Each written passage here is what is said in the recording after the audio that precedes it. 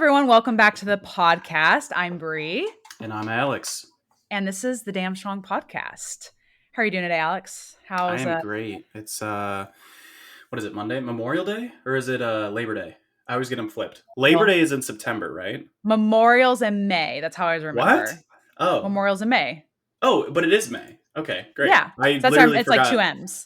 Yeah, I forgot what month it is. For the listeners, let's see. June 7th or later. That's when this will be posted? Yeah. Probably June 7th. Yeah. But they could be listening to this in July or August, hypothetically. That's true. Or someone could listen to it 3 years later. And then weirdly 3 years later on Memorial Day. Wow. You never know. You never know. Well, hello to the future listeners. Very cool. Yes. I hope it's How was your weekend? I know last we talked was Saturday, so it hasn't been too long, but how was your Sunday? I can't tell you what I did. Not because any secretive thing. I just don't remember. It's just all becoming a blur. Yeah, I mean, it's just every day. It's like you wake up, you work, you eat food, you work, you go to bed. I did do a leg workout yesterday. It was pretty hard. Have you ever done sissy squats on the hack squat machine?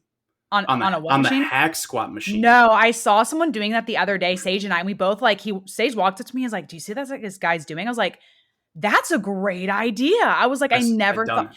I mean, I can barely do my body weight, so I probably won't do. I mean, not barely. Like, I'll only get so many reps with my body weight, so I probably won't ever do the hack squat. But yeah, I do a 250-pound hack squat. I feel like my hack squat in my home is a little bit heavier than other hack squats. It's a pretty steep angle. I was doing sissy squats yesterday, and so the way I set it up, and 0 pounds, no added weight, and I was only able to do like 10 or 11 reps. And so I would do sissy squats till I couldn't anymore, up and down. And then on the eccentric, I would sissy squat down. Once I couldn't do any more, I would get buried by the machine. Sissy squat on the way down, then push my hips back into the machine and do a hack squat on the way up. Oh my gosh. Intense. Great intensity technique for almost like a mechanical drop set of sorts. Yeah. And oh my gosh, my legs were screaming. I did 3 sets of that, 3 sets of leg extensions, and called it. And that was like just quads are screaming after that. I'm sure quads were obliterated. But yeah, so that's what I did yesterday. That was a fun workout. Nice. I did that at like 8 p.m. Took like 45 minutes, maybe an hour. But that's like the majority of my workouts now. Like 2 to 4 exercises, 8 sets, 6 to 8, maybe 10 sets. I used to do like 20, 30 sets in a single exercise. I just feel like I wouldn't get the, almost hypertrophy that I'd want from it, the muscle value out of it. But I like set you definitely 20, push what's the quality? Intensity really, I mean, I think anyone should if you're doing lower volume, but like you push the intensity really, really hard too. Yeah, definitely. Yeah. How was your weekend? Cool. I mean, what'd you do in the last one day? I worked on the wireframes for the app, which you did a great job. Thank you. Seriously, I want everybody to know. You already know this because I've already said this to you, but everybody listening, Bree crushed it. So she's setting up wireframes, not to dominate this conversation, but she's setting up wireframes, which are basically I don't know, the bare bones, the design. Yeah, it's like when you look at an app, imagine someone drawing it with a pencil, what an app looks like or what's supposed to look like. Sketch. That's basically what I did. Yeah. And so she has all these arrows going every direction. And it's when you click on this, it goes here. And there's notes on every single arrow and every single page. And I was like, whoa, okay. I'm pretty proud of it. I definitely amazing. was the second I finished a good track of wireframes, I was like, I've got to have Alex see this. I was pretty proud of it too. So. Yeah. I was walking to bed last night. I think it was last night, or was it Saturday? Well, I worked on some, I think I worked on some Saturday and I worked on some Sunday. So I worked on some yesterday. I'm pretty sure it was last night that you I got a missed call from you. I noticed. And I looked down, it was 20 minutes ago. Bree called me or FaceTimed me. And I was like, that was Saturday. Yeah. That was Saturday. Yeah. I'm literally walking to bed. It's 11:30. And I see that you called me. I'm like, shit, if she's calling me at 11:30, it gotta be something good. So I call you back and I was like, oh my God. Yeah. This is crazy. I turned my computer back on and everything. That's how proud I was. I was like, I don't know what he's doing. I mean, obviously I'd hope you have DND on your phone when you're going to bed or something. Yeah. But I was like, he's might be up. I was like, I just can't wait. I've got to show him. And then you're like, oh my gosh. Yeah. Yeah, that was wicked.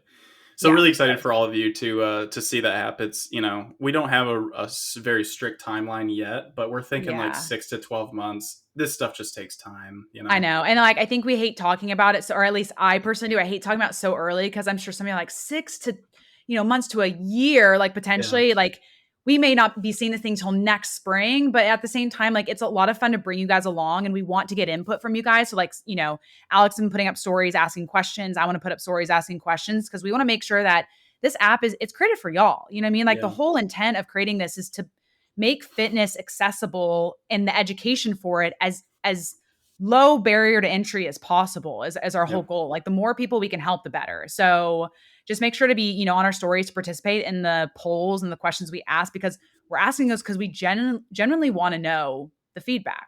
Yeah. I love that you have definitely adopted my phrase of like lowering the barrier of fitness. It's just so good. Yeah. It's such a good 100%. Phrase. Such a good phrase. Like, yeah. So for those of you I've always wanted to make fitness easier for people. And I think you just put a better phrase to that. It's like just literally lowering the barrier to entry, showing people like it's not, I hate saying like it's not hard, but it's simple. It's a simple process. If you want to build muscle, it's a simple process. We can get into all the like specifics of optimizing things, but like 4 to 6 exercises, upper, lower, work really hard, work close to failure, eat calories, get protein. Like it's a very simple process, building muscle, losing body fat, simple, but it's not easy because if it was easy, everyone would be doing it. And so the more tools we can give you guys, we just think, and then we have an app where everything's all in one place. Gosh, we're just really making it easy for everyone. And that's just our goal. Yeah. One of the things that Bree said to me early when we were designing this was like, what would we need to coach ourselves in one single app? Yeah. And I want to be clear that like, we're not the only thing that we 100% are not pursuing. It's 100% written off is there will be no meal tracker, no calorie tracking. Yeah. That will always have to be done in a separate app, whether it's MyFitnessPal, Macro Factor, like, that's a crap ton of work from a developing side. Yes. We just we would not be able to do that now. Food databases, you have to like, it's just so much. Yeah. Like Alex said, it's just like, if we were taking ourselves through a fat loss phase or a maintenance phase, like what are all the tools that we need for that? And, just there's so much more than just like logging your calories and logging your protein, like everything, like just all the info that you would need, all the mindset work into that kind of stuff. Just like, again, we just want this to be like, I feel we said it on other podcasts, just a one-stop shop for whatever goal that you have in particular. The workout tracker and the workout analytics, I think will be one of the best though. I think we're going to, for sure. That's our goal that one. For sure. So, all right, let's get into the podcast. Yeah. Okay. So today we're talking about our top 5 most commonly asked questions. I think this is what we get in the DMs a lot. What I get a lot in my Q&As when I ask them, just the most common ones. I did try, for the most part, I created when both of us, Alex and I, when creating these questions, I think they kind of create like a general topic. Like for example, our first question is specific, but then it's really talking about body recomp. And then, so there's different ones that we're going through. So they're all kind of topics in a way that we're going to go through. But they're just probably the questions that we get the most in our DMs that we answer time and time and time again. And like, hey, let's just go through all of our questions. If we have more time, we might dive into a few more than 5. But all of these questions, I think, have a lot of avenues that we can definitely go down for sure. Yeah. All right, let's get into it. So first, I think I want to disclaim something really quick. Go ahead. Because there's one question that we get a ton that we're not going to answer on this podcast. Yeah, every time. We get so at least I do. I don't know if you get a lot of questions. Oh yeah, I do too. I get so many questions on creatine, especially my Q&A, that I've had people write in my Q&A box, please don't answer any questions about creatine. Same. Because people are kind of sick of seeing it too, because I answer it so much, which I get that, but like people just don't know. People are just genuinely have all these questions. So if you do have questions on creatine, we answer it exhaustively in our supplement episode. I'm not sure what episode that is. Do you remember what episode? No, but I can easily look it up. I'll have you look it up. But in that episode, we go over all of the supplements we could possibly think of. We answer everything exhaustively. And then we actually have it time-stamped in the description. So if you just want to go straight to creatine and learn about creatine, if you go to the show notes on that episode, it'll tell you exactly where we talk about creatine. Yep. Episode 17 at 49 minutes and 7 seconds. Perfect. Yep. So if that's one of your questions, we're not going to talk about that here. Just go listen to that episode. Take your creatine. It's good for you. It's safe. Yeah. There you go. Perfect. There you go. All right. So, first question is, how can I shrink my waist and grow a juicy booty at the same time? So, this is, like I said, the first question that's really about body recomp, but we get a lot of questions around how can I, spot reduce? I really like the size of my, glutes or my legs, but I don't like the fat on my stomach. How can I do both of these at the same time? How can I build muscle and lose fat at the same time? Any type of, I don't know. I think I explained that well enough. Just body recomp is kind of the question. Yeah. So, anytime we're talking about gaining muscle and losing body fat at the same time, there's a few conditions that will make this either faster or slower for you. So, for example, if you are highly trained and a very lean individual, the premise of gaining muscle and losing body fat at the same time, your muscle growth is going to suffer if you're trying to chase these two things at once. So, I think that's something that you just have to keep in mind. But, at the end of the day, it's like calorie deficit for fat loss and then muscle gain. It's not as simple as just like, oh, you need to be in a calorie surplus. You can gain muscle if you're in a deficit, if you're at maintenance, and even better if you're in a surplus. It's just like, if you're in a deficit or if you're in maintenance, it's going to almost guaranteed be slower. Yeah. Yeah, 100%.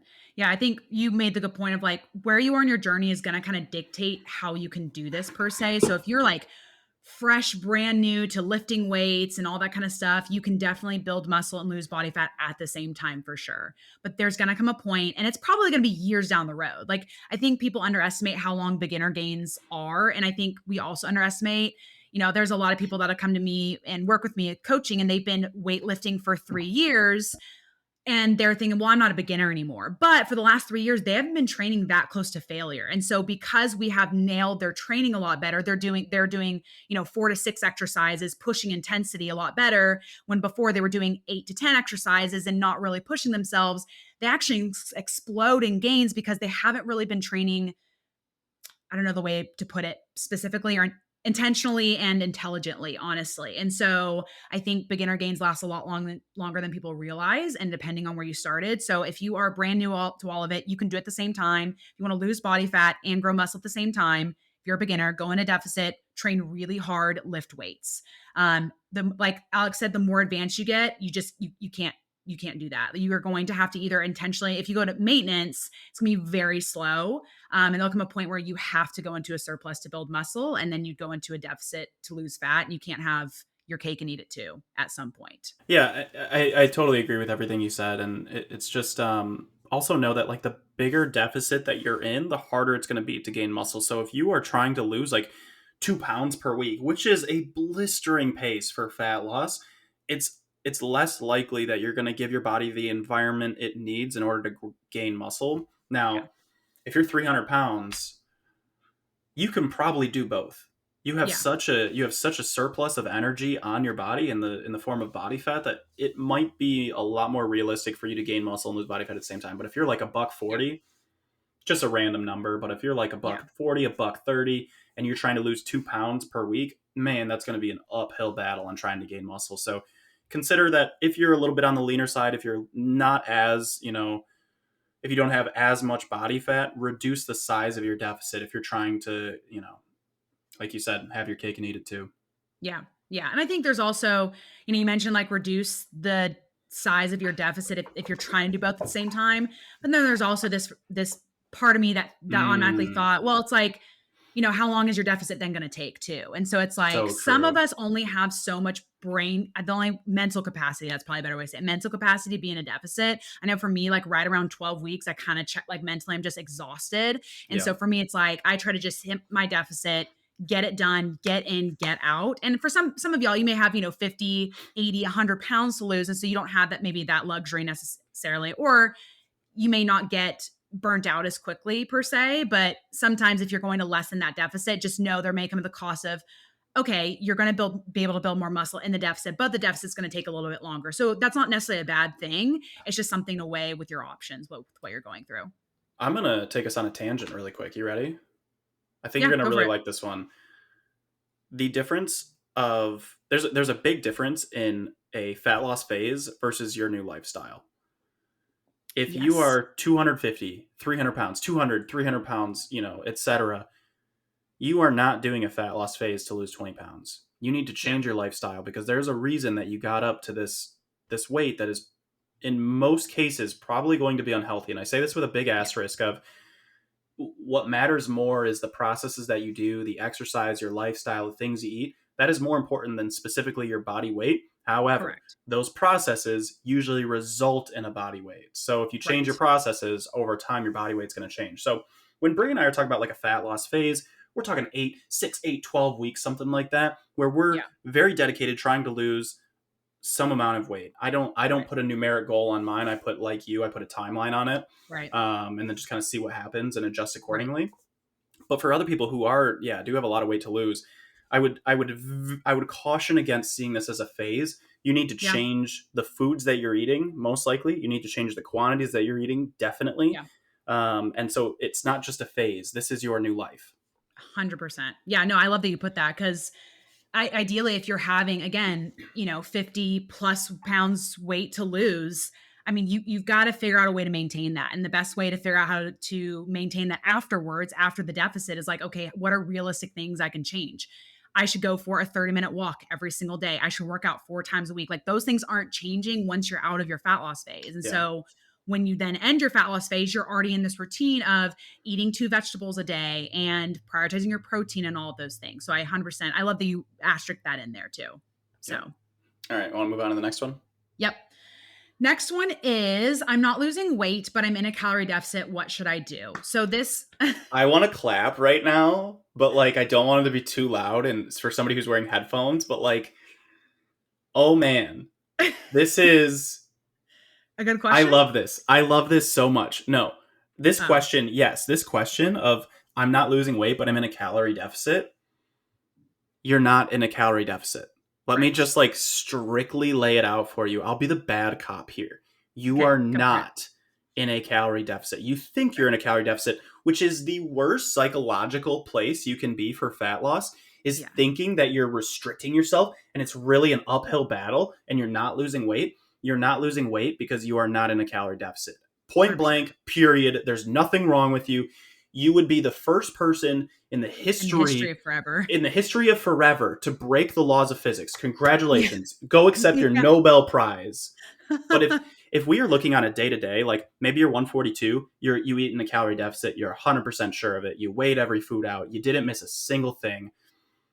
In that case, yes, you're in a calorie deficit, but the next day your weight might still be up. Yeah, That does not mean that you did not lose body fat. That does not mean right. you are not in a deficit. If you think you're not in a deficit, you either need to extend the range that you're looking at to 1 to 2 to 3 weeks and look at weekly averages, not just Yeah, fluctuations, or you need to be more accurate with your tracking because you're yeah, probably not in a deficit. If after 3 weeks your weight is not going down, you're not in a deficit. yeah. No, this question comes from like in some way I'm stuck. And I've had many conversations in the DMs with people on this. And it's always, I ask the basic like 4 questions. You know what I mean? Like, I don't think it's 4, maybe it's 3, but it's like, are you tracking your calories during the week and are throughout the week? Are you using a scale? Like, are you tracking on the weekends? What does your step goal look like? All those things. And there's always a hole in one There's a of those hole. areas. Yes. So Yeah. the first thing is they'll say, I'm tracking, X amount of calories and I'm not losing weight. And typically like they'll give me their height, their weight. And so I can from basic, I'd be like, Get an okay, idea. they're eating 1,500 calories. They're 5'6", whatever, like this much weight. I'm like, okay, this would be this is probably a deficit for them. I'm like, okay, well, how's your tracking on the weekends? Why don't track on the weekends? Start tracking on the weekends. I promise you'll see, Yes. results. 100%. Or the next question is like, yeah, I track on the weekends. Okay, well, do you track when you go out to eat on the weekends? Well, no. Start tracking when you go out to eat. Like there's always a hole somewhere. Yep. Or people be like, I track the weekends. I track when I go out to eat. I track at the time, every moment, I'm always tracking my food. What's your step goal? Well, I don't have a step goal. Add a step goal in. Like there's always some little hole of where it could be. And so if you feel like you're stuck, I encourage you to just go through and look where those holes might be. Are you tracking consistently 100%? When you are tracking, are you tracking accurately? Are you guessing a lot of times? Do you have kids and you're picking off of their plate at lunch? Like what are Mm. your BLTs, your bite, licks, and tastes? Those contribute to that. So when you say you're at, eating X amount of calories, or I'm in a calorie deficit, you're not losing weight, there's a hole somewhere that you're not seeing, and you've got to figure out where that hole is. And then also I always like to compare it to money. It's just like, if someone came up to you and said, I'm spending less than I make, or I'm spending less than I make, but I'm not saving money. You'd be like, well, then you're not spending less than you make. Yeah. Like point blank. That's literally impossible to spend less than you make and not be saving money or have extra money in your bank account. So there's obviously a hole. Either you're not tracking, your expenses on the weekends, you're not, tracking your expenses when you go out to eat, or you're estimating here and there. There's some hole that's not adding up. Yeah, totally agree. Expand for the people who aren't familiar with like step goals and the importance of them. Expand on that. Yeah, absolutely. So I'm trying to figure out where to start. I guess the first place I start is, when it comes to being a calorie deficit, it's an energy balance equation, right? It's, the amount of energy you're consuming to the amount of energy you're putting out. And so a really good way for us to create I'm trying to think the word I'm trying to use, not stagnant, a consistent way to see how active we are per day is to have a step goal. So it's not that 10,000 steps or 8,000 steps is a magic number. It's just when you're looking at your watch each day and you're like, hey, my goal is to get 10,000 steps in, you're saying, hey, I want to make sure I'm X amount active each day. So when I'm consuming 1,800 calories, I'm also this active. Yeah, step goal, it's just a way to get you moving. It doesn't matter if it's steps, if it's swimming, if it's biking, if it's running. One person actually asked me, can I walk faster to hit a step goal faster in less time? Yes. Yeah. You absolutely can do that. You can run, you can skip, you can jog, you can walk, you can crawl. Yeah. It doesn't matter. The only thing that matters is we just have a baseline activity for you to get. So that way you are not sedentary as often. In addition to, this movement being great for weight loss, and I know that's what we really focus on a lot is weight loss and fat loss, and that's great. It's very important for health. Like it's extremely important for health to stay active. Yeah, totally. No, and I think maybe if I can get one more slap at trying to let's see it. Come on. This.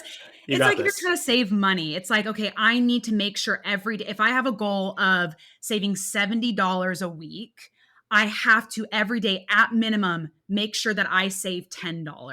Sure. And so that's what you're kind of making sure you do. It's like, I want to make sure I at least I can save $20 one day if I want to. And again, you could hit over your step goal one day. That's totally fine because now you're just ahead of your goal.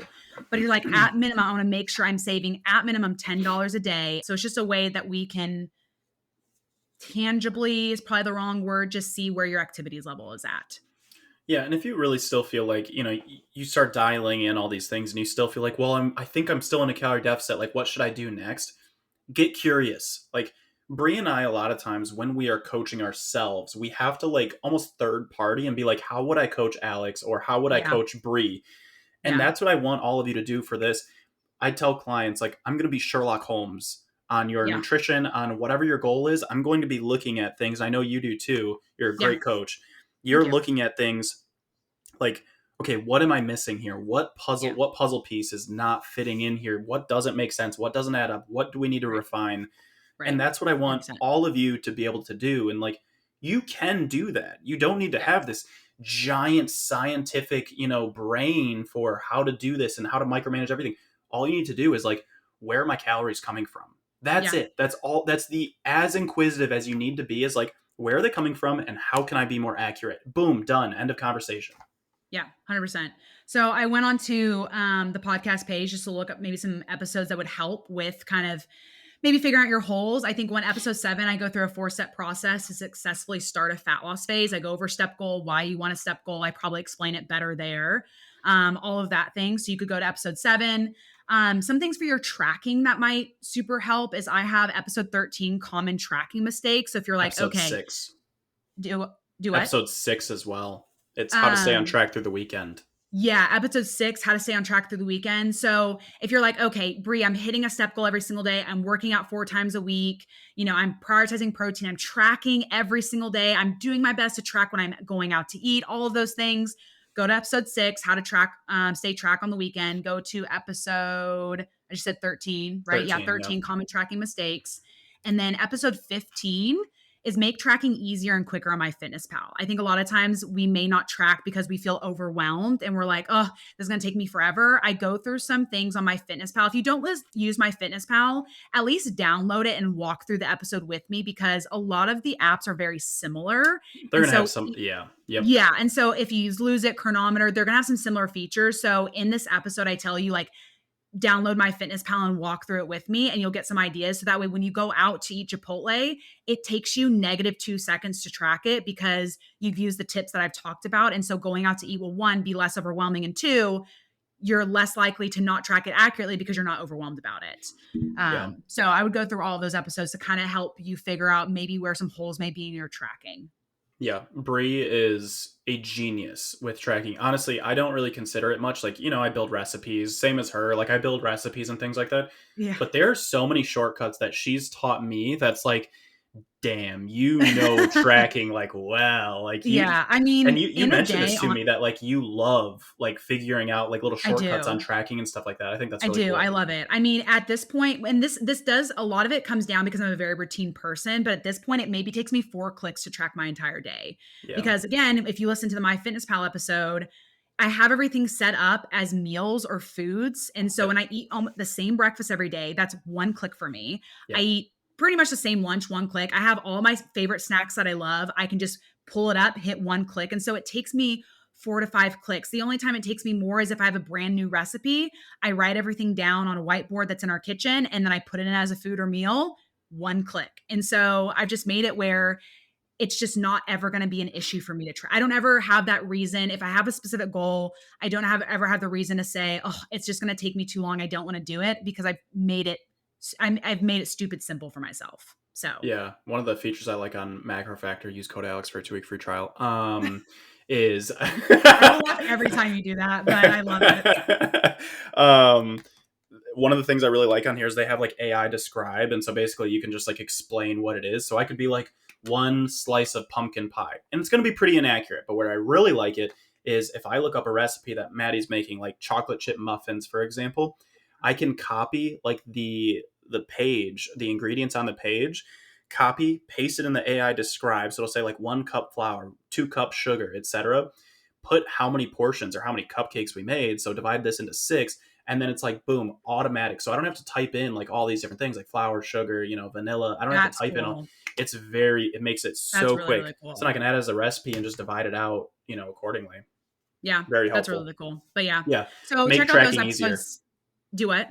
Just telling people, make tracking easier. Like, yeah, just make it easier. There are so many shortcuts for yourself. Yeah, and if you do, not to like go down like the overwhelm hole, but like if you get overwhelmed, instead of letting the overwhelm keep you, like making you quit, sit down and figure out, why am I overwhelmed? Why, when I go over to my friend's house and they have a charcuterie board and we're having wine night, and I don't want to track, I keep wanting to throw in the towel every time. Why? What about is overwhelming you?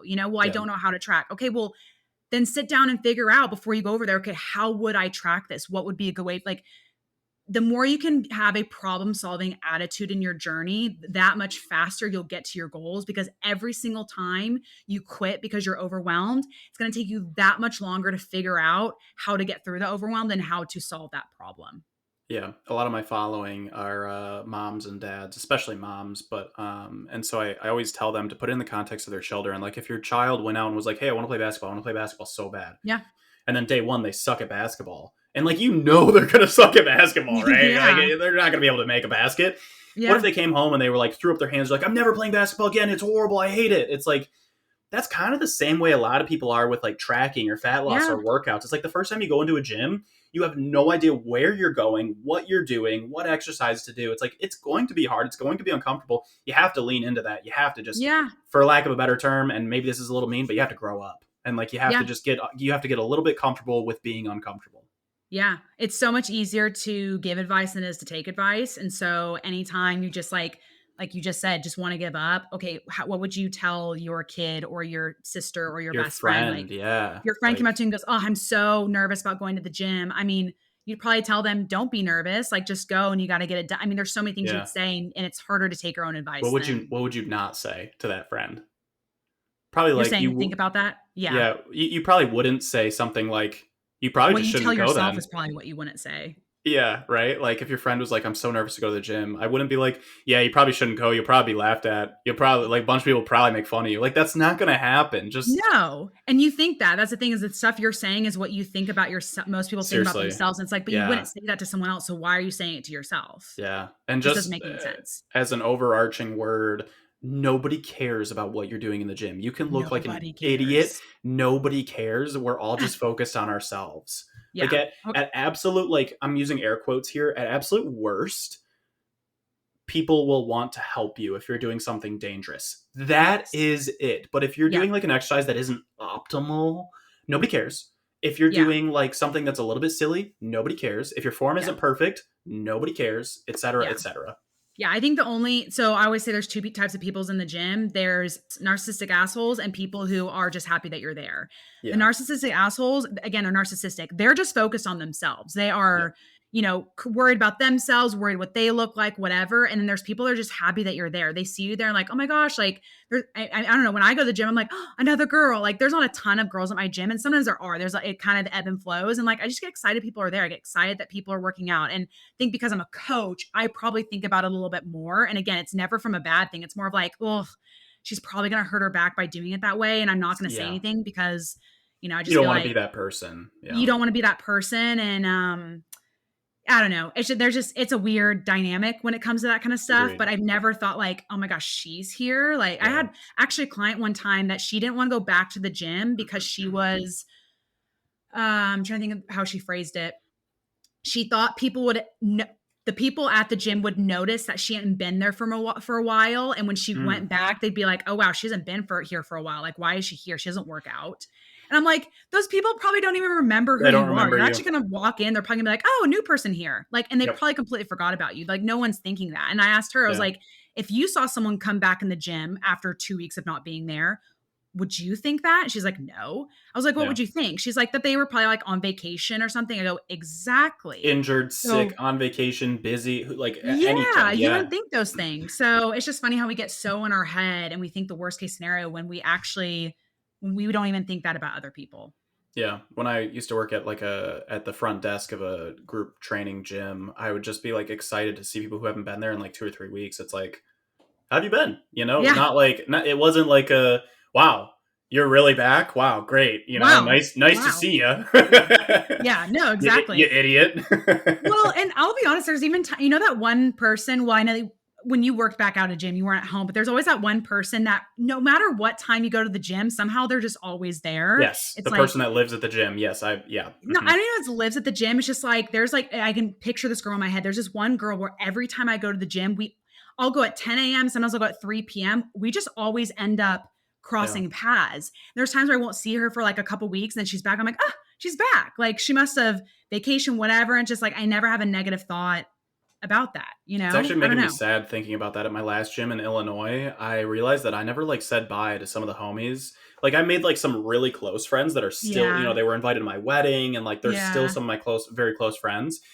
Um, but there was like this big Russian dude and like me and him, like 6'6", like Oh my probably gosh. 240, just like huge Russian Huge dude, didn't guy. speak Yeah. much English.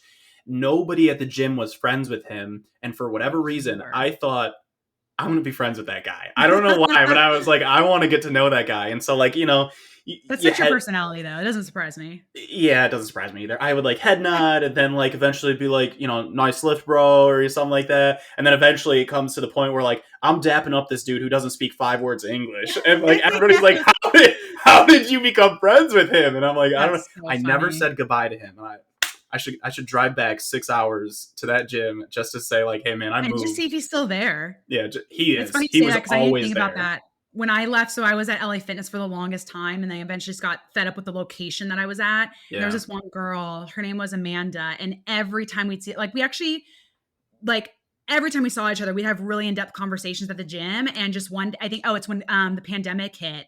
We went separate, and then she built a home gym and she never came back. And I was like, I never got to say goodbye to her. Shout out Like, Amanda, man. Reach out. right? Reach out. If you're listening to this, Amanda, reach out to Bree. I need to see She if I wants to can hear from find her you. on Instagram. I don't know if I know her last name though, so that'd be really hard. But It just would be like hard. she was really badass too. Like she worked really hard in the gym too, so she was really inspiring to me as well. But yeah, I never That's got to say wicked. goodbye to her. So Those missed gym connections, those can be some of the realest homies ever. Well, and that's the other thing I'll say too is like, I think people are, or at least women are so afraid to go up to other women and say hi. And I always try to make it my mission every single time that I go work out, find a girl and compliment her about something other than what she looks like. There are times where I'm just like, oh my gosh, her hair is so cool or so beautiful. I have to comment on her hair. But I always try to pick one person and compliment something that's not physical. And you'll be surprised at how many ways you can just like meet someone. And now I have like, I don't know, I work out with Amy at least once a month Oh too. And yeah. I went up to her and said hi. And I was like, there's a whole story Strong, behind that. strong. And What like, is her thing? Stronger over. stronger over smaller. Yeah, that's it. Yep, Yeah, I've stronger seen over her. smaller. And so now we go lift, once a month together and we just That's have like cool. such a great time. And It's fun having a I gym just buddy. love her. She's awesome. And there's this other girls that we don't have that relationship, but every time we see each other, we say hi and just, I don't know, like building friends in the gym is just so much fun. And it can be Oh, nerve makes wracking.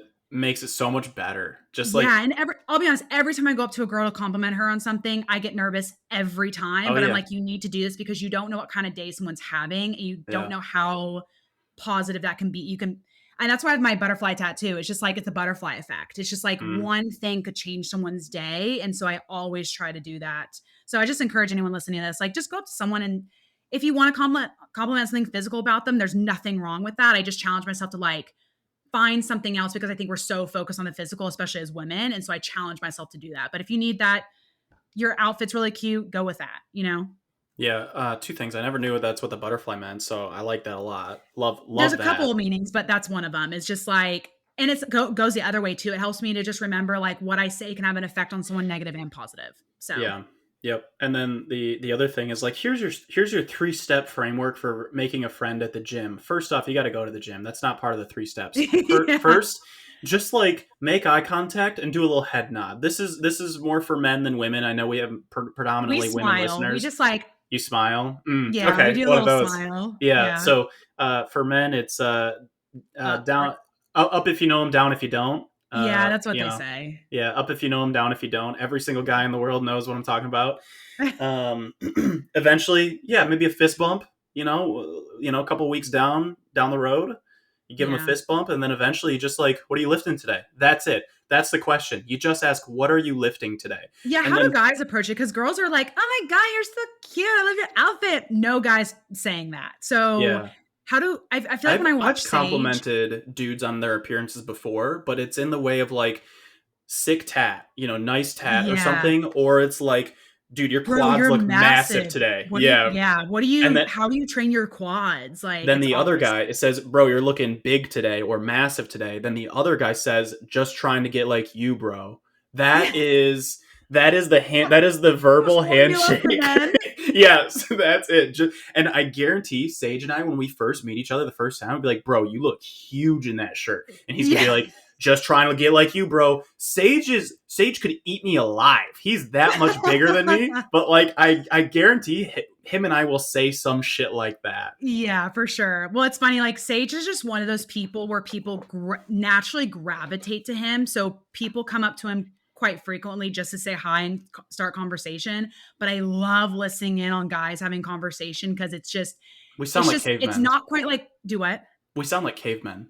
We're just so Kind of, simple. Just yeah. so And it's just simple. really cute because they'll be like, you'll be like, bro, your biceps are so big. He's like, yeah, bro, just, hitting that 3-day split. They're like, what do you do? He's like, well, so I'm doing this to target like the long head of the thing. And they get really technical. And it's Mhm. just, it's so cute. I love listening to guys like just have the because it's so genuine. It's like, you guys are really trying to tag team together to figure out how we can get better results. And it's not competitive at all. It's very teamwork mentality and it's Yeah. supportive. And just girls can be so nasty. Mm. Not saying I've ever met a girl that's been nasty at the gym. I know there can be, but like some girls have ulterior motives too. Like I just think there's a lot more competition with girls. And what I love about guys is guys are just so not competition.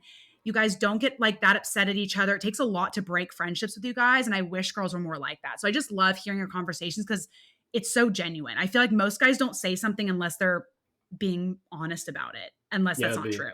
No, I think that'd be really weird if a guy said something that like, or anybody. I mean, I think I should put the standard on men and women is like, don't say stuff you don't mean. Don't Yeah. lie. Just be like, Yeah. be nice. And if you don't have anything nice to say, The golden Don't say rule, it. don't Yeah. say it at all. Yeah. Like if some guy is going up to a guy and I mean, he's like, bro, you're huge. He honestly believes that. Or like your quads are insane. They're not just going up to make conversation. Like they're I'm not going up to a you guys are twig just and being like, guys are you look just jacked. genuine Yeah. when it Like comes to if there guys. was somebody who's like really skinny in the gym, like I was really, really skinny, you Yeah. know, like if I was going up to somebody who was my size, 5, 6, 7 years ago, 8 years ago, like I would just be like, you're working really hard, dude. Keep it up. That's it. Yeah. You don't, Yeah. you don't have Exactly. to, acknowledge their appearance. You could just say like, wow, you've been really consistent. I've seen you here like every day this week. Like, wow, man, keep it up. Just Yeah. something like that. Just admire their Yeah. consistency. Totally. I love this tangent we went on. This is I great. did too. That was great. All right. But it does go into our next question, because it's about working out. Yep. Should I do lighter weight and more reps or heavier weight and less reps? I think honestly, specifically this question we get a lot, but really it's about like just the intensity of your workouts. I'll let you go ahead and take this one. How deep you want me to get on this one? You want me to keep it like Spark Notes? Go general first, and then if we want to get deeper, we can. Just the basics of what people need to know. Right. Basics, 5 to 30 rep range, equally good for muscle growth, as shown by Brad Schoenfeld in his meta-analyses. 0 to 5 RIR is probably good enough to grow, is probably a good intensity range. So 0 to 5 reps in reserve is probably a good spot to have the majority of your training. There's some newer studies that looked at lower intensity rather, so like 5 to 10 RAR, and it turns out you can probably even gain muscle there. It's just the set volume, the amount of volume you need to do. 5 to 10 RAR? Yes, very high RIR, so like very low intensity. Yeah. You can probably gain muscle there too. It's just you need a lot more volume in order to do it. True. So the sets that you need and the length of your workouts will be so much longer.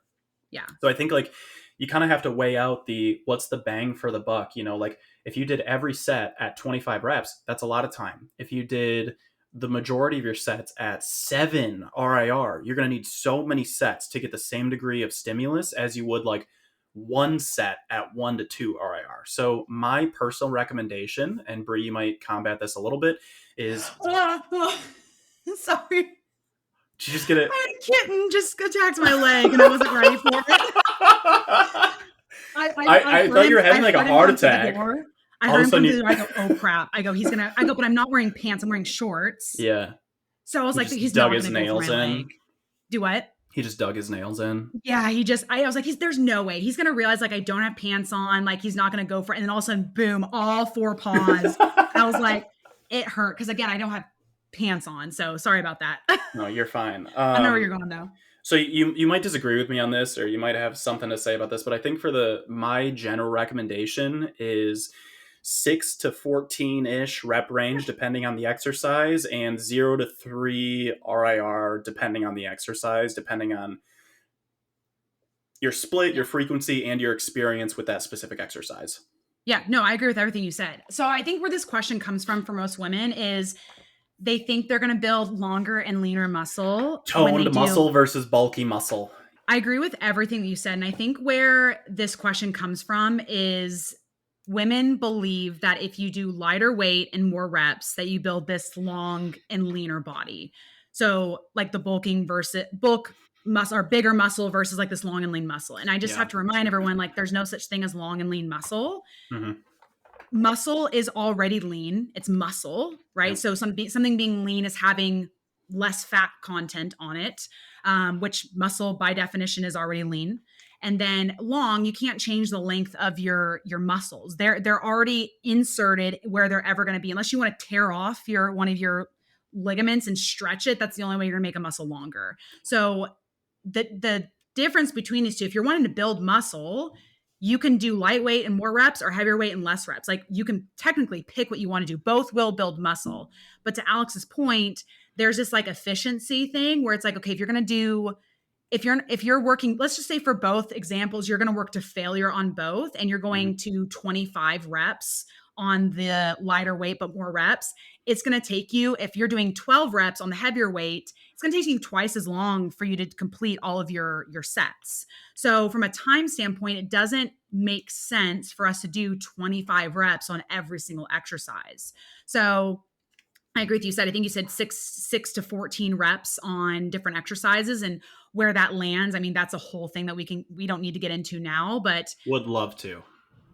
You're saying now or Eventually, not just now, not eventually? now. Yeah, for It's a sure. long topic. But Yeah. it just comes down to time. And it's like, if I can spend less time in the gym, like most of my exercises are anywhere between like 8 to 10. There's Yep. sometimes where I push it to 6, but really 8 to 10, because it's like, I'm going to push hard, lift heavy, be efficient, get in, get out of the gym and move on, So it's like, Yeah. A lot of there, times there it's can be exercise exercise where you dependent. do. It's just a different conversation.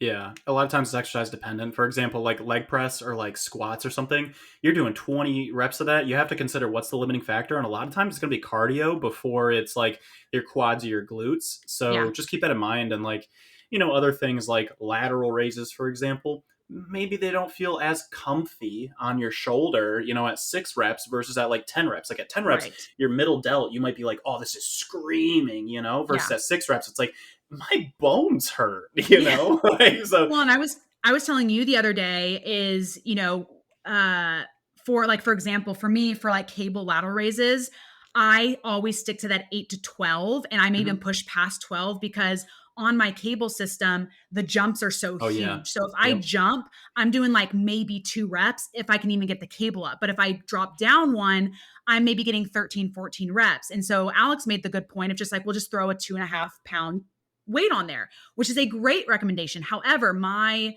cable system has a cage around it. So Yep. you can't stick a 2.5 weight on there to give you a slower increment. So for me, I always have to keep in that 8 to 12 range, or maybe even 10 to 15, depending on how I'm structuring it, because I can't push myself in that 8 range, because the jumps are just massive on the cable machine for me. Yeah. Anytime, like for example, I have like I don't know, dumbbell anterior delt press. So like a 60-degree anterior delt press. I have 52.5 pound dumbbells up with my adjustables, and then my next jump is 70. Oh, So wow. I have to do like either 6, 7, 8 reps on the 70 pounds, or literally like 25 to 30 on the 52 and a Yeah. half. So anytime I have that kind of a thing, I'll push reps very, very, very high until I can get like 5, 6, 7 reps with the Right. heavier weight. And then I just move on from there. So if you guys Yeah. have like these jumps in weight, whether it's at your gym, whether it's at home, feel free to do higher reps. The most Yeah. important thing, in my opinion, and I know there could be some battles on this, there could be some whatever, there could be some pushback, but like intensity is the number one thing that matters, in my opinion. Yes. If Yeah. you have a rep range of like 8 to 14 reps and you're going to 14 reps and you're like, I'm not doing any more, but it's like you didn't struggle, then that's not a very great set for muscle growth. Like I'd Yeah. rather have you go to 22 reps, but you cannot get like 1 or 2 more. You cannot get Right. any more, Yeah. That's what I'd rather have somebody do. Yeah. Yeah. So I think 90% of the time, if you're in the gym, you don't have an issue with like equipment and all that stuff or whatever, like it pick, honestly, it's whether you value your Yeah. time more or not. Like if you value your Yeah. time, I'd probably stick with the lower stuff. But again, just like we said, there are exceptions to that, where Yeah. you may push higher. And then if you're at home, all that kind of stuff. So the number one marker is just, are you pushing yourself close to failure? And it's okay if your rep range is 8 to 12 and you hit 12 reps and you're like, I'm not that close to failure. You keep going, you make Yep. note of that. The next time you do that lift, you up the weight so you can get close to failure. Yeah. I think rep ranges are a recommendation or a soft suggestion, whereas the Yeah. RIR targets, that's what I demand. That's what Yeah. I need you That's to a good hit. point. Yeah, Yep. definitely. Okay, next one is, what online calculator do you recommend for figuring out my calories? So this is just a general, how do I calculate my calories for X goal? Can I take this one? Yeah, go for it. Our calculator. It's not Yeah, built yet, but like it will be. The thing that I really like about our calculator, it's not just going to tell you calories, it's going to be goal dependent, which other ones do, and we'll talk about the ones that are available right yeah, now. They don't give protein, to the best of my knowledge, and they don't give fiber, to the best of my knowledge. They don't give those recommendations where ours will. yeah, That stuff is important. That stuff is like protein and fiber are almost as important, maybe equally important depending on your goal. yeah. Fat loss, muscle growth, obviously highly important. Well, and we're gonna have some other features to it that I think are just important. That the other calculators, I mean, I guess I'll give my answer in a second, but the other calculators are just not going to have some things that Updates. would tell you to take into consideration, kind of thing. They're Yeah. just like, hey, you want to lose weight? Here's your numbers, whatever. And ours is gonna be like, okay, you want to lose weight and you want to be here, but just know what trade offs you're gonna have to make and all that kind of Yeah. stuff too. So Yeah. just gonna be a little bit more like, that's cool and all. Just take these things into consideration. And I think just a little bit easier to understand when you're putting your information in. So Agreed. All right. Now, the one that we recommend, tdeecalculator.net. That's a .net. great one. That's Yeah. T as in Tom, D as in Dog. daily, yeah, dog, sure. And then E as in EE as echo. in elephant or echo, Yeah. Do you calculator.net. ever use the like Navy air military terms like A for alpha, B, you like B for when you give that Bravo, out? C for I E do I don't echo. yeah, I don't know like the specific like Okay. those, terms. Do you? Do you have Yeah. those memorized? For the most part, the only reason is because when I worked like in insurance and I had to get people's like email Yeah. over the phone, Yep. so many people would do the military ones. And so I just have most of them like Yeah, like in your memorized. brain. So, I but just come anyway, up with sorry, that was a words. tangent. No, I come up with words like X for X-Men, X for X-Men. Yeah. The other one that you could try out is the precision nutrition calculator. Theirs is pretty good too. Theirs comes with like a, I don't know, 8 to 10 page PDF that has like all, and it's free to use. It comes with all this information on there. So that one's pretty good too. Yeah. Yeah. Either one of That those. would definitely be my same recommendation. The only thing I want to point out with this is like it's not a perfect Yes. thing. Like you still have to test it out. Honestly, like if I was to start this question over, I would just say any calculator you want. Just literally go Yes. online, pick a calculator, put your info in, take the number, and you have to test it out. And that's something that I talk about in that, I think I said was episode 13, where I do like the 4 phases or 4-step process for a fat loss goals. I talk about like you have to test out those numbers. Like you may put in that your activity is, a lot of them ask for like an activity average, like you scale of 1 to 5 or something like that. You may overdo it. You may put that you're ambitiously active and you're not really. And so those numbers are a little bit higher than they should be, or maybe you under, and that would probably be better case scenario if you're in a fat loss phase. You underput what it is and you're really over. And so you're dropping weight really, really fast. So just know it's just a ballpark amount. Yep. And you have to be diligent in tracking to actually see, okay, are these numbers correct? Or do I need to make some adjustments here and there? How would So people make adjustments? I talk about that in that podcast. So we can dive into it now, or people go listen to that episode. I think I'll give a 15-second rundown, but Okay. please go, if you want like more, go listen to that podcast episode. Yeah. The 15-second version is you look at your weekly average calories, you look at your weekly average weight. If you're not heading in the direction you want, you subtract calories, add calories. That's it. Add And 100 or subtract 100 at a time, in my opinion.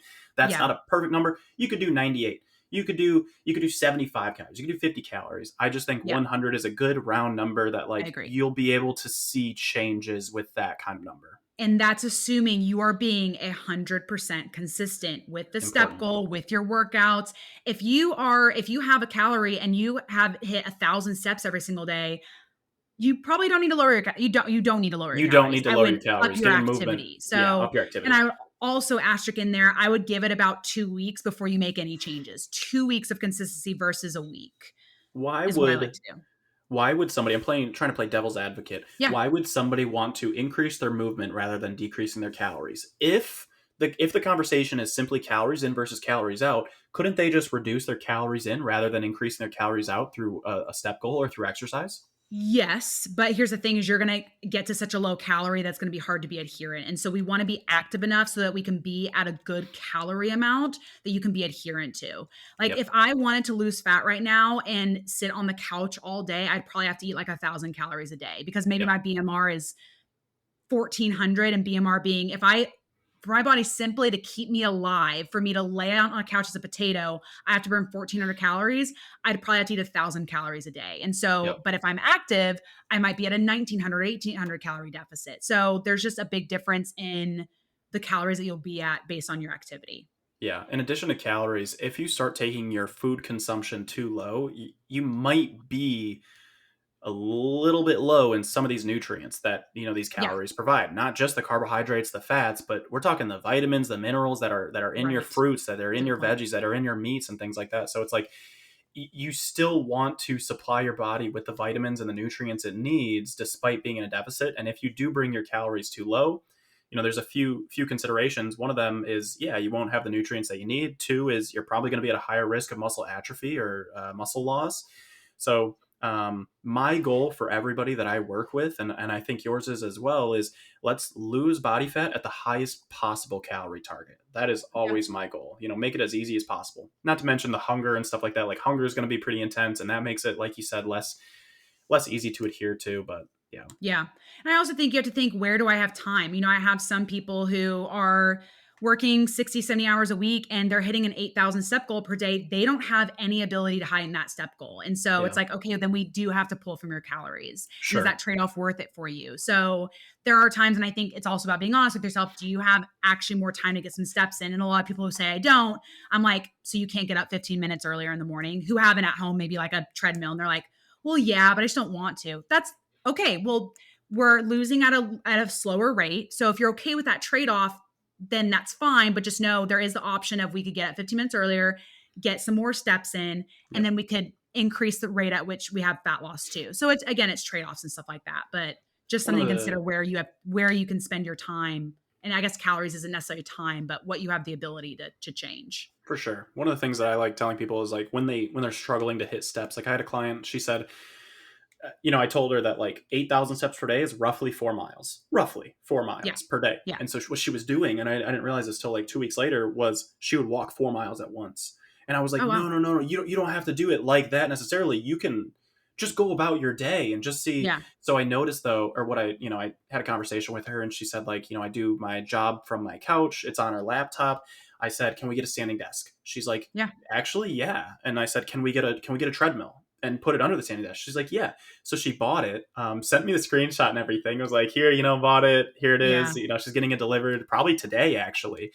And I was like, this is going to make it so much easier.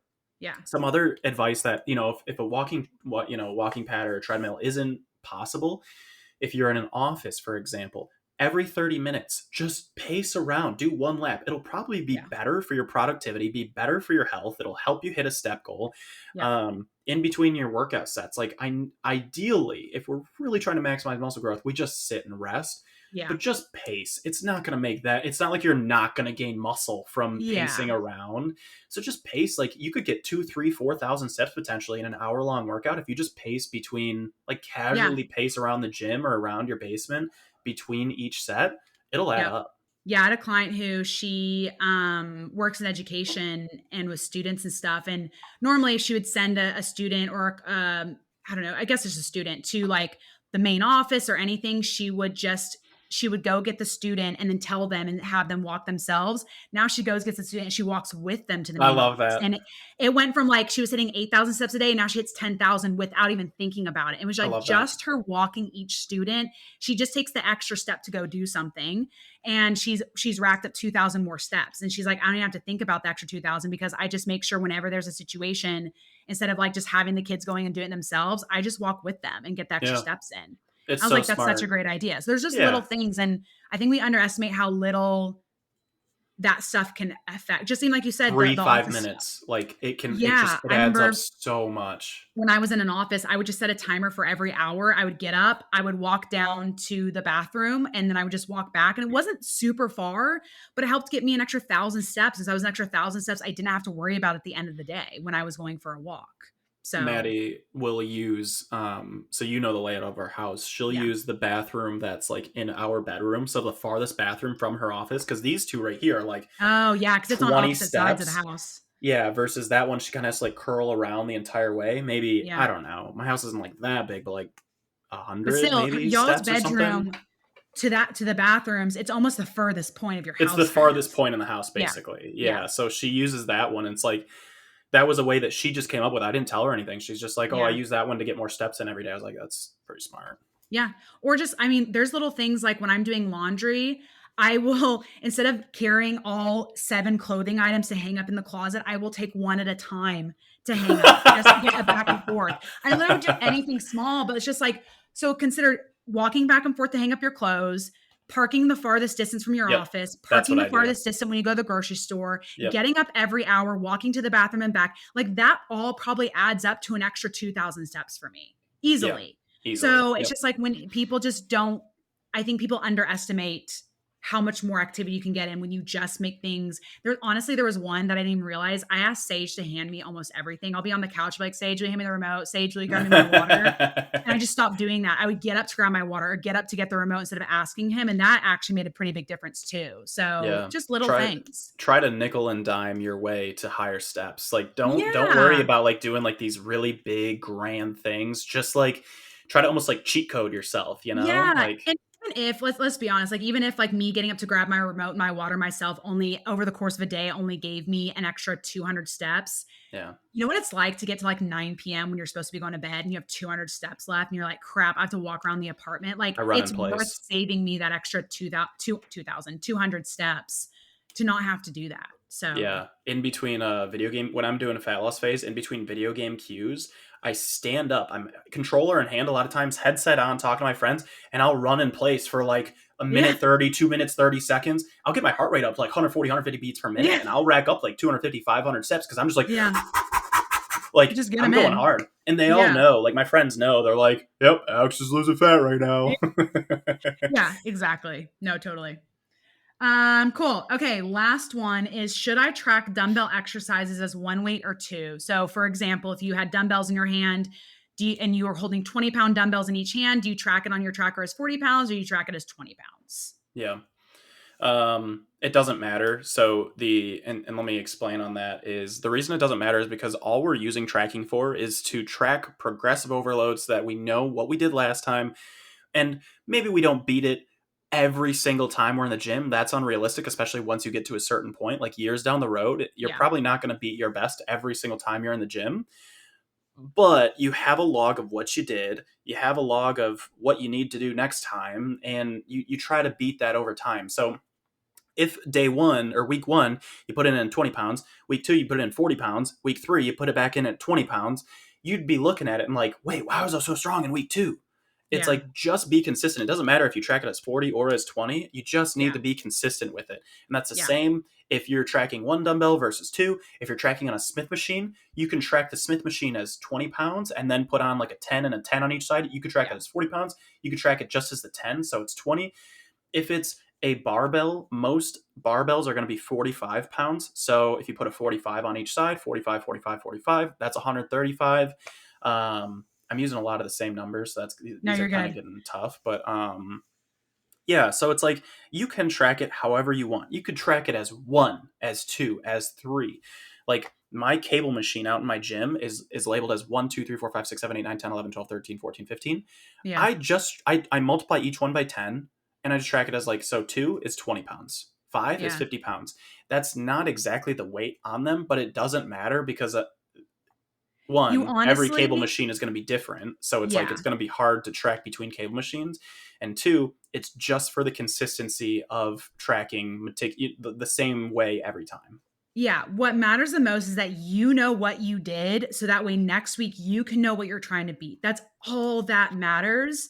Doesn't matter if you track 20 pounds or 40 pounds. The only exception to this rule, I could see why it matters. If you really want to know like how much weight you, like in the apps like Trainerize, Train Heroic, they tell you like you lifted 10,000 pounds today. Yep. Well, if you're tracking the 20 pound versus the 40 pound, obviously it's going to be off. But like I don't super care about that number because them telling me that number doesn't grow me muscle or anything. What matters is that I'm trying to beat myself. So I don't super care about that. But what matters is that you can look and be like, okay, this is the weight that I did and this is how I'm going to beat myself. And for me, I'm so bad at like looking at a bar and being like, how much weight do I put on? I know like you and Sage are great at it. Like if Sage looks at like someone lifting weight and sees all the plates, he'd be like, oh yeah, he's lifting 325. I'm like, how did you, like, it would take me 5 minutes to like count that up and figure that out. 3 plates and a 5 on each side. See, there you go. I can never figure it out. A plate, by the way, for those who aren't like up to date 45. On this terminology, is a 45. Yeah, that's a plate. So for me, I'm not that quick at it. So for me, how I track my weight is like if I'm doing like squatting, whatever I'm squatting, I don't track the bar.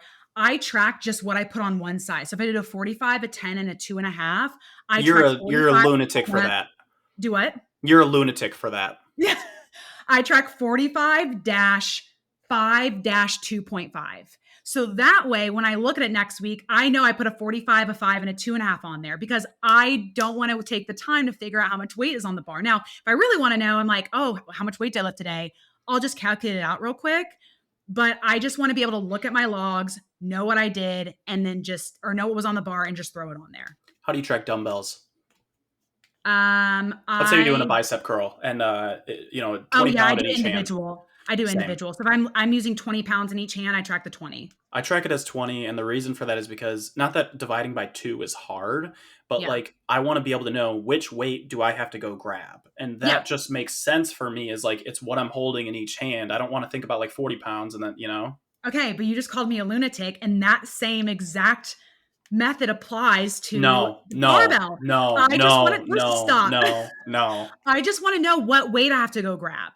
So I put 45, whatever I said, It's 5 not and the 2.5. same. It is the exact freaking You same. are a heretic right now. You're a heretic. But I mean, all that to that point is it just doesn't matter. Whatever is going to be easier for Yeah. you, that's what you need to track. And so, and there's a lot of times where you don't know what it weighs, like a hack squat or a leg press.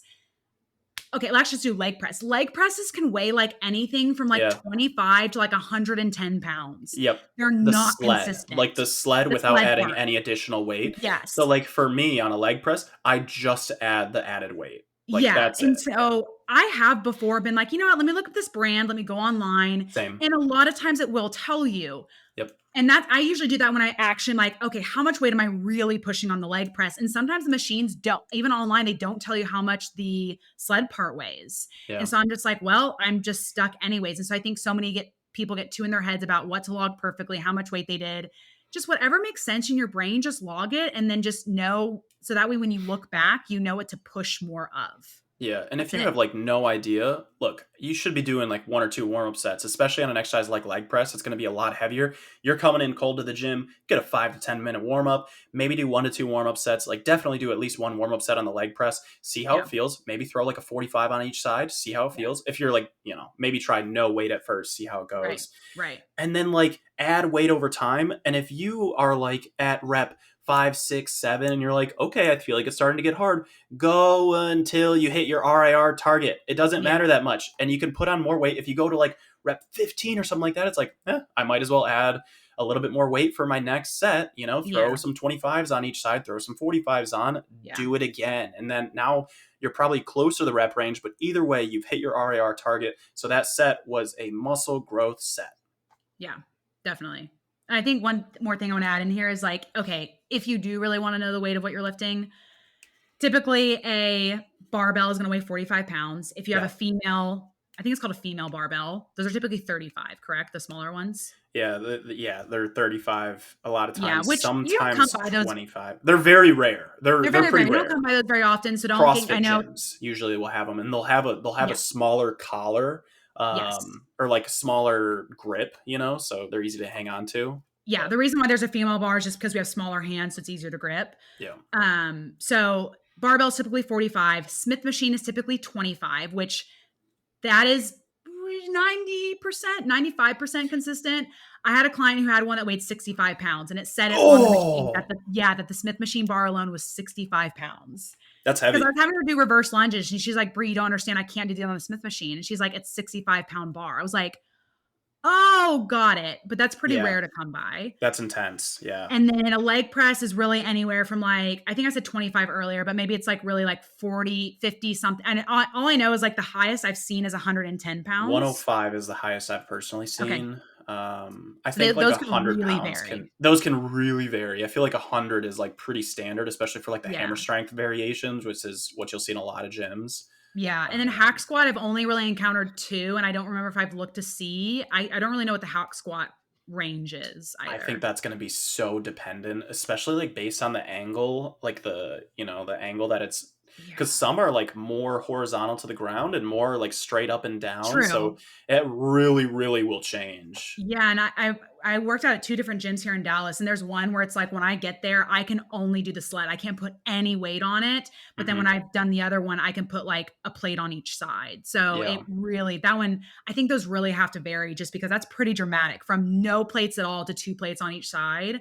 That's a lot of weight, intense. So they can just really, really vary. So at the end of the day, don't worry about it. Just track what you can. Again, the whole reason we're keeping track is that you can look back and be like, okay, how do I progress? One quick question before we wrap this up. We have 3 questions that I wrote in here that I actually think are pretty good. Can we rapid fire these in 30 seconds or less each? Yeah, I'm fine with that. Okay. So these 3 questions. First, what is the perfect program? Split, exercise frequency, etc. Do you want me to handle it, or do you want to go for I'll it? just rapid fire real quick on this one, then you'll do the next one. Yep, Okay. go for it. There's the perfect program is the one that you can be consistent with. So if you like doing quad day, hamstring glute day, push day, pull day, then do that. If you like to do, upper body, lower body where it's a mix, do that. So the perfect split is what you're going to be consistent with. If you're working out 3 days versus 4 days or 5 days, obviously it's going to change a few things, but the perfect split is or perfect program is one that you can be consistent with. So that's split wise. It doesn't super matter. What matters most is your volume. And then exercises and frequency. I would say for frequency, you're probably meaning on like 2, 3, 4, 5 days, right? Yeah, Again, how many times a week you want to train a specific muscle? And I would just say like 2 times per week. yeah, 2 times per week. But again, I will argue that and say if you've never been in the gym, you're having a super hard time being consistent. I'd rather you go 1 time a week Yeah, and be consistent going once and then work yourself up than not go at all. And then exercise is the perfect one. I mean, that's gonna be so dependent on like what you have access to. Honestly, just yep, lift heavy stuff and try to have good form. And there's lots of people getting really jacked with really, really crappy form. So it's yeah, just like I'm not super worried about that. Pick 4 to 6 and work hard to failure and you'll be pretty good. We yeah. also, just a little plug, say, I was gonna say Sage, Alex and I both have training programs where we have all this taken care of for you, where you can do it. Exercises, frequency, rep range, all that's literally taken care of for you. So you don't have to think about that. You just hop in and work out and you get muscle growth. So Yep. There you go. Yeah. No cool. perfect split, or no perfect program. Just do what you enjoy. Try to hit each muscle group twice per week. If you're going 3 days, full body, 3 times a week, or full upper lower. If you're going 4 days, upper lower is a good call. But like Yep. at the end of the day, these are just ways to organize your training. Don't overthink it.